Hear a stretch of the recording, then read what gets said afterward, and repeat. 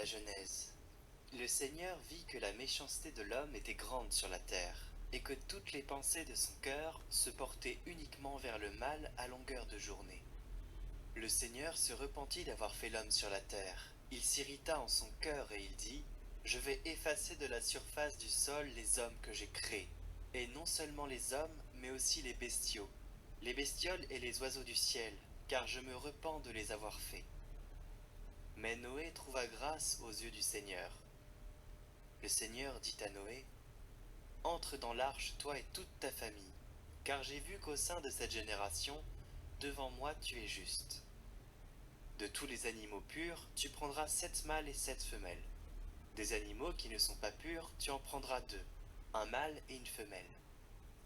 Et de même des oiseaux du ciel, 7 mâles et 7 femelles, pour que leur race continue à vivre à la surface de la terre. Encore 7 jours en effet, et je vais faire tomber la pluie sur la terre, pendant 40 jours et 40 nuits. J'effacerai de la surface du sol tous les êtres que j'ai faits. Noé fit tout ce que le Seigneur lui avait ordonné. 7 jours plus tard, les eaux du déluge étaient sur la terre.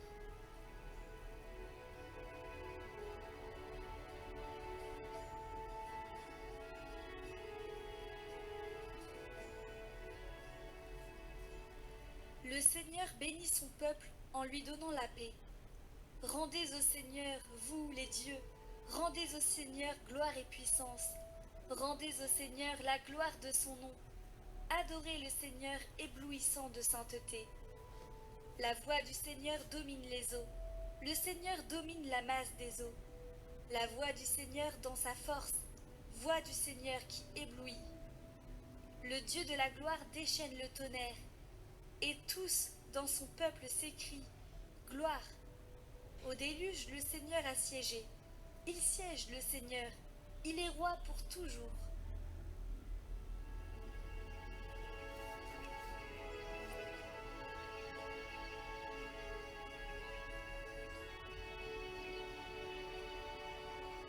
Évangile de Jésus-Christ selon saint Marc.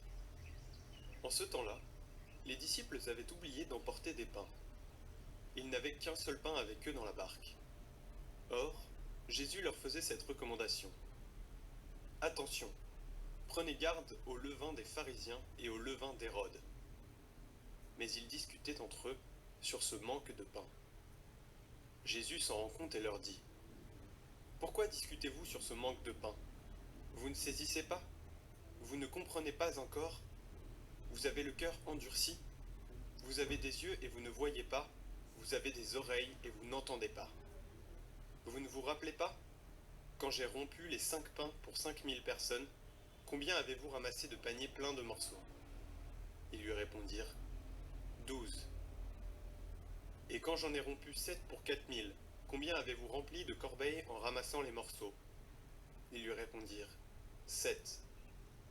Il leur disait, Vous ne comprenez pas encore?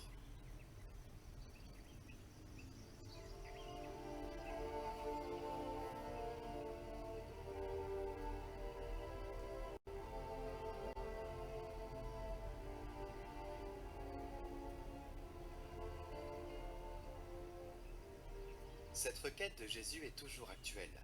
Nous devons toujours prier le maître de la moisson, c'est-à-dire Dieu le Père, pour qu'il envoie des ouvriers travailler dans son champ, qui est le monde. Et chacun de nous doit le faire avec un cœur ouvert, avec une attitude missionnaire. Notre prière ne doit pas être limitée uniquement à nos besoins, à nos nécessités.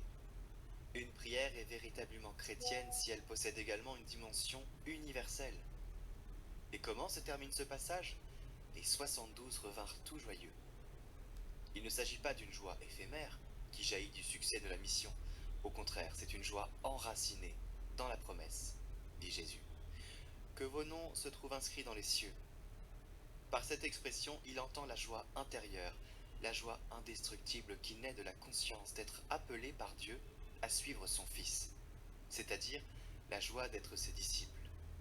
Et c'est la joie de ce don qui fait de chaque disciple un missionnaire, quelqu'un qui marche en compagnie du Seigneur Jésus, qui apprend de lui à se dépenser sans réserve pour les autres, libéré de lui-même et de ses biens.